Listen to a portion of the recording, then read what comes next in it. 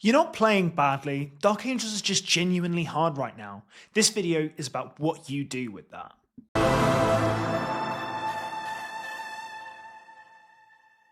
So look, if you're a Dark Angels player right now, you already know something feels off. You're building your lists, you're showing up to events, you're doing the work, but every game feels harder than it should. You're not making mistakes, or at least not more than anyone else, but you're still coming out on the wrong side of trades. And that's not in your head, that is real.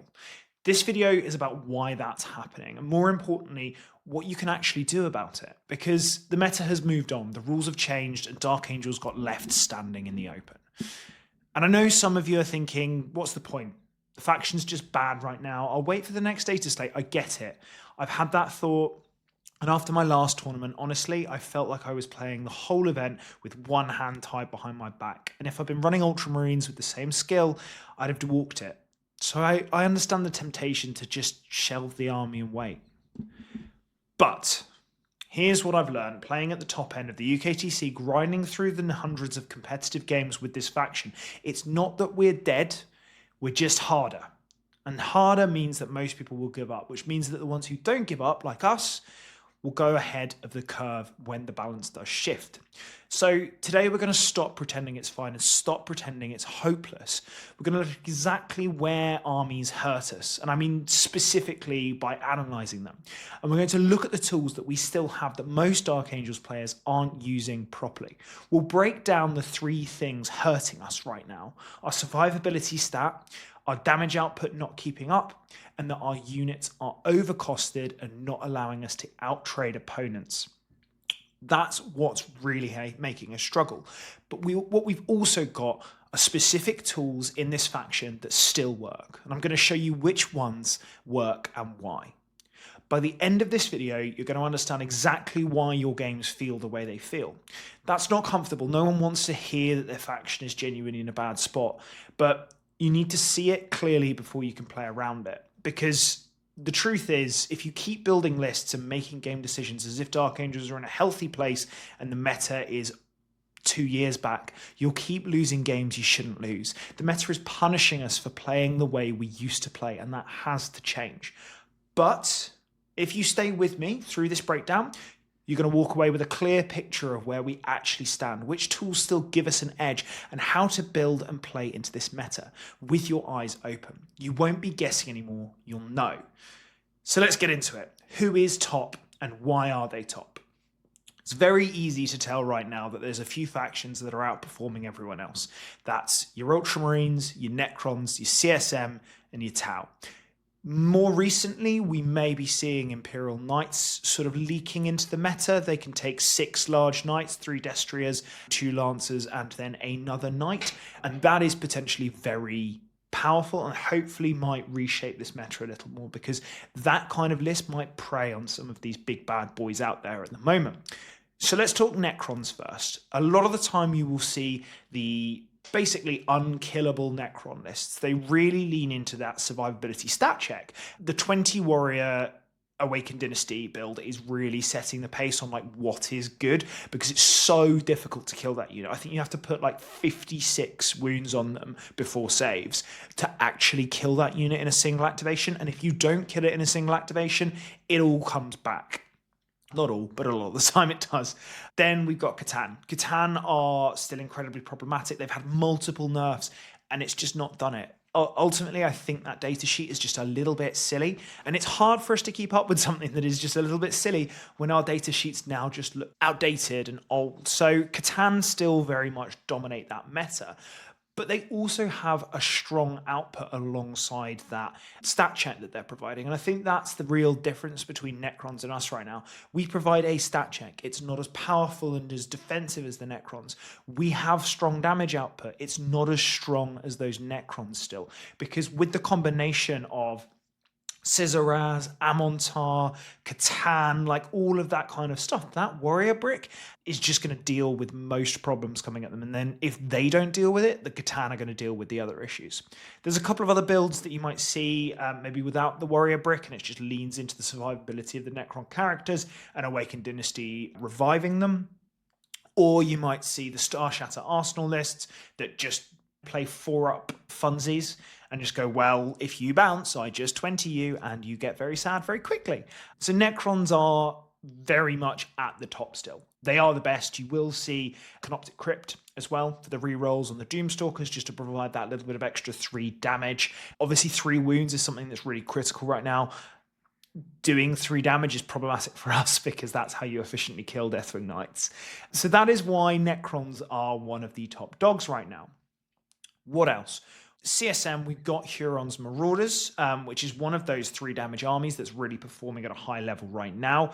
They just have the ability to push into you with 5 very killy bricks, pick up most of your army, and when you try and counter hit them, they'll just be able to blood surge into you. It's really frustrating to find ways to kind of try and deal with this army. That flat 6 auto advance works really well with those Chosen that have baked in advance and charge. They're just a very efficient army. However, in the last couple of weeks, they are no longer the top dog for CSM. That's now shifted across more to your Pack Bounds and your Renegade Raiders, and that is with the delivery of the delightful little Defilers, which add a completely new dynamic. They are fast, they go through walls, they're efficient, they have guns out the wazoo, they have random Dev Wound 3 damage guns that just happen to exist. They are so good. They cannot be understated at the level of power that these things provide. I am shocked with just how good they are, and I think they're a little bit undercosted right now, and they are in every Chaos army. So, little problematic, all with different rules and all with different quirks, and those different quirks make them nastier a lot of the time. The CSM one is real good, but also all of those other Chaos Legions are like coming back because the Defiler kind of has breathed new life into them. And I like seeing that, don't get me wrong. I think it's great that we're seeing Defilers coming back. Defilers and the god-specific legions, because like World Eaters have been in the mud for a while. Death Guard have kind of struggled. Thousand Sons have had a 30 Terminator build, but that's it. And then EC they've really struggled as well. So like to see suddenly more of this be relevant again, fantastic. Did it have to be exclusively because of the Defiler? Wish it didn't, but it's worked, so fair play. I think maybe it'll get a bit of a points tickle soon, but it is just really solid. Again, something that does threaten us as well because it is wounding us on 2s, and it's 3 damage. So you're seeing the trend here as to why we might be struggling a little bit. It really much is a very hostile meta to what the good stuff is that we used to play. Now, the other I guess you can't even say more shooty now because like CSM has become this shooty monstrosity with those exploding 5s and the lone op strategy or the advance and shoot and extra AP on everything.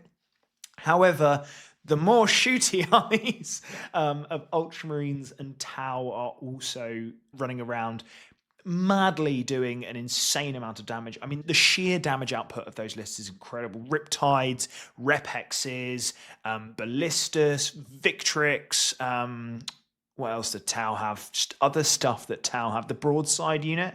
Like, there's so much stuff that is just absolutely creaming your opponent. I'm really impressed with just how much those kinds of lists just bully people, and it's always a shock to see when they high roll just how much damage they can do. Like, they can really pick up your opponent's entire army if they give them the opportunity, and that is terrifying. They also just have really good mobility, like the assault for the first 3 turns. Oh no, it's assault permanently and lethals for the first 3 turns for Tau.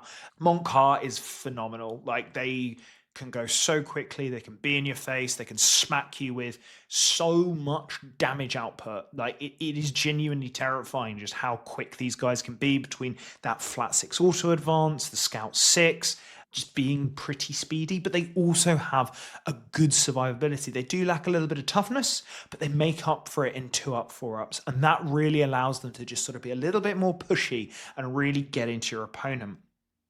And that is problematic for us in many ways, because if they are able to execute that alpha strike, they will just pick our army up.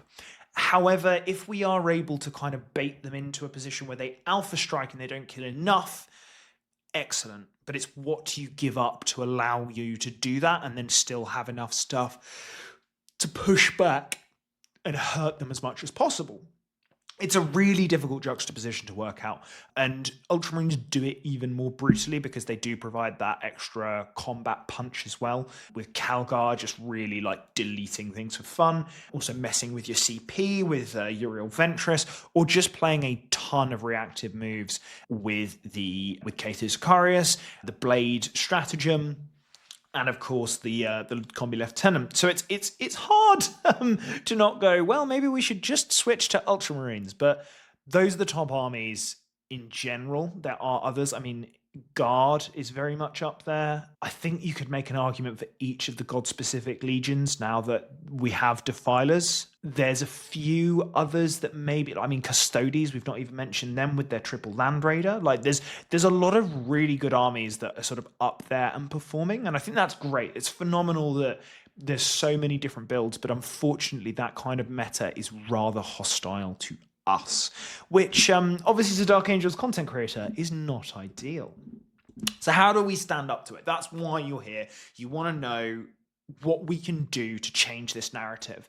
And yes, it is a really tough spot, and I think we have to acknowledge why it's tough first off. Our stat check is no longer as strong. The -1 damage from the Catans and previously Redemptors, obviously they've fallen out of favor a little bit, but like the people are prepping to kill things like Catans, like Defilers, like Victrix Honor Guard, and if you are efficiently killing those kinds of things, you are probably going to efficiently kill Deathwing Knights and the Lion. It's just a splash that really causes issues for us in general, and that's a little bit problematic for our survivability stat check. It no longer works as it did, which is why then we need to explore what our other options are. How do we present a slightly different stat check, but also lean into damage? Now, I've really been thinking about this one, and, you know, I think we don't have the raw damage output. It doesn't exist compared to an Ultramarine, compared to a Tau, but we do have some really strong 3 damage units. So I've put one on screen, obviously, with the Land Speed of Vengeance. The Lion's damage output is still very strong and also buffs your army in general. The Catan Captain, he's not 3 damage, but he is obviously very, very useful in just adding that little bit of extra survivability. We just have to think, how on earth can we get our opponent into that position where our slightly worse off damage is still able to pick them up? And that's where we still go for that some amount of survivability stat check. We just need to change the narrative around that survivability stat check. And that's critically what I really want to focus on, because I think there's so many armies right now that can just punish us into oblivion. So how on earth do we tackle that? And how on earth do we provide that damage output to tackle them? So that's where I've come up with this list from. We start off, this is in Wrath of the Rock. We've got -1 to wound on all of our infantry if strength is higher. Unfortunately, not if strength is equal, like that City Blades of Ultramar stratagem, but it's still pretty solid. We've got Leonin Aggression. Great. We want Leonin Aggression. Really good little stratagem. I love playing with it, and I think you should too. Just giving you that little bit of extra potential damage output, just making your opponent think. Positioning. Again, it's one of those stratagems that forces your opponent to play in a certain way. The more you can do that, the better as a Dark Angel, because then they're playing reactively, then they're playing into your game, then they're pushing out and trying not to get absolutely spanked by Deathwing Knights. I decided to go a little bit maverick on this, and this is slightly wild. I think this will work on GW terrain. I think this will work on UKTC terrain, and it will work on some WTC boards. It won't work on all of them, but obviously we have seen Triple Land Raider successful with Custodes. You just need to know your maps. It's very, very critical when it comes to that. But on UKTC and on GW, I think you're just absolutely fine. Just fling them. And I also think that Land Raiders are looking really good in the new edition. There's a couple of things that are already out that makes them look good. I think there's a couple of things that will come out soon that will make them look even better. So it's really exciting, and to be honest, probably quite a good investment if you are purchasing Land Raiders, although Q Games Workshop legendsing them in about 2 weeks time, just because I've said that. But let's get back into this. Asrael with the Lieutenant and the 6 ICCs. So you're probably going, why on earth is Asrael with ICCs? You've always pushed back against that. It's very expensive. It's got to get lots of points out of it. Blah, blah, blah, blah. Yes, I have absolutely said that. But I think the meta has changed. And the big thing for me is that Dark Angels in Wrath of the Rock really struggle from the inability to fall back and do stuff. Now that's where the Lieutenant comes in, because he can come in, A, giving you an extra power fist just to punch things to death with sustained, because Asrael's great, and he also gets a 4-up invuln, even better. That ability to fall back and do stuff is really critical, and it's something that I've always felt Wrath of the Rock really misses. So just giving that little bit of extra boost to the army, I think in general, it is beautiful. I did think of maybe putting Ancient Weapons with the Lieutenant just to like give him some real punch, especially with the sustained or that kind of thing. Like there's definitely argument to it. I couldn't quite make the points work, but that is 100% something to potentially look for. And like this list may well end up cutting a Land Raider for more units, and that's where 100% you get Ancient Weapons in. Next, we have got the Lieutenant with Combi Weapon. Pretty self-explanatory on that one. We are scoring points with him. He is still goated, really very powerful, will score all your secondary points for you, supports the rest of the army. And in this army where we're not bringing the Lion, I think it's really critical that we have some way to reroll wounds. And we're kind of lacking that because the ICCs don't do that innately, not like Assault Intercessors or Stone Guard. So yeah, we want a little bit something else there. Next, we have got a Blade Guard Ancient, and that is because I had 45 points left over. So Blade Guard Ancient is in there because I wanted, I think it's a 12th unit in there, and he can just kind of go and sit on objectives as a lone dude, or he can screen your backfield and allow your intercessors to push forward. It gives you more options with him. I think that's really important to have those different options. And it's 45 points, right? Like, you don't care if he dies. Obviously, it's a bit annoying if he gives up an assassinate, but that's the only real time that's downside. Otherwise, you can go and score you points. You can go and just hold an objective somewhere that your opponent's not pressuring because you're pressuring them elsewhere, and that could be quite useful. Next, we've got the aforementioned intercessors. They are for stickying home, and they're also pretty good in Wrath, like -1 to wound and then going up to strength 6, AP 1, damage 1 with 20 shots is not bad at all. But also, I'm pretty sure the grenade goes up to like strength 11, which is pretty tasty. There's a lot of different ways that you could use that, and I quite like it in that way. And then we have 2 Deathwing Knights, because I love Deathwing Knights. I think they're still great. They're obviously a lot weaker, but they're still strong. They will still do the business. And with that -1 to wound, suddenly they might have a bit more play into a Defiler meta, because they can like switch in and kill Defilers pretty efficiently, or they can kill the chaff that's out there as well, that those kind of armies are pushing out. Your Legionaries, your Hurons, fellas, all that kind of stuff. They're pretty good at killing it. And they also have that mortal wound protection against the autocannon or against plunder, all that kind of stuff. So I think, there's definitely an argument for those Deathwing Knights still in this meta. They're not as good, which is why we've gone down to 2, but equally, I still think they're solid. Next, we've got Triple Land Raider, because Land Raiders are big, stat-checky, horrible monsters with 4 las cannons on them. And that's critically what we're doing here. We want those las cannons to really kind of put your opponent on the back foot, allow you to sprint up into them, deploy right in their face, and just go, okay, cool. What you going to do? You've got 3 Land Raiders in front of you, and you've got 2 Deathwing Knights. And you've got the Asrael and these Inner Circle companions that are -1 to hit, alongside now suddenly, we'll talk about them in a minute, but these Vanguard vets too. There's a lot that you can do with it.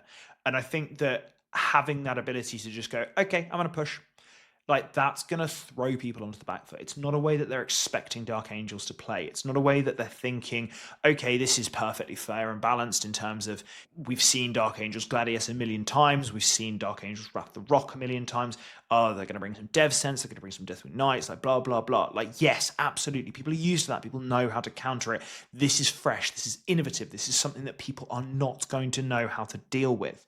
And that is critically where we want to be right now. Where other people have new toys, we need to explore other toys within our arsenal. And at least we have a deep book. Yes, the Dark Angels book itself is very poor, but the Space Marine Codex is not poor. So, Scouts, again, very self-explanatory. You need to score those points. You want to have some infiltrating. You need to have something that can stop your opponent from just jailing in your 3 Land Raiders, because otherwise that is going to be incredibly upsetting. So just make sure that you're bringing those scouts, make sure that they're doing that initial scout block, doing that initial infiltrate block, all that good stuff. And then we're rounding out the list with the Vanguard Vets with shields, and that is critically because they are one of the best skirmish units available to Dark Angels in Wrath of the Rock, because between that -1 to wound and that 4-up invuln and the 12-inch move, they just do it all. They're just so good at being frustrating for your opponent, and they can really get into those places and cause havoc that your opponent's not really expecting, alongside having access to that 6-inch Leonin aggression. But also, rather critically, and I think this is quite funny, you can put them in a Land Raider. So you can start Asrael on the board, put them in the Land Raider, let them go the 15 inches from disembarking, then move in their 12, and then get Asrael in if you don't need to get all of that extra CP. And also, like, you can kind of have a turn where Asrael doesn't need to be on the board. If you are prepping and kind of efficient with the way that you're using your CP, it's going to be a bit of a change to how you play. But then that allows you to have this kind of skirmish turn where you're bringing people out with your Vanguard Vets, with your Scouts, with your Combi Lieutenant, and then suddenly they've got 3 Land Raiders in their face, 10 Deathwing Knights, and this sort of uber murderous Asrael brick. And we kind of were taking a bit of a guide from Custodes, a bit of a guide from Hurons, Marauders, all that kind of stuff. So that is the list. Go try it out. Let me know what you think of it. Give it a go. Call Asrael a DILF for this one, because we need to change things up. So we're going to go with Asrael being the DILF in this one. But let's just have fun with it and let's explore those different options. And I think this is something that is so off the wall that people will not expect it. And that way we can get those wins, because also, even if it's not as good, people won't know how to play into it. Perfect. That's what we want.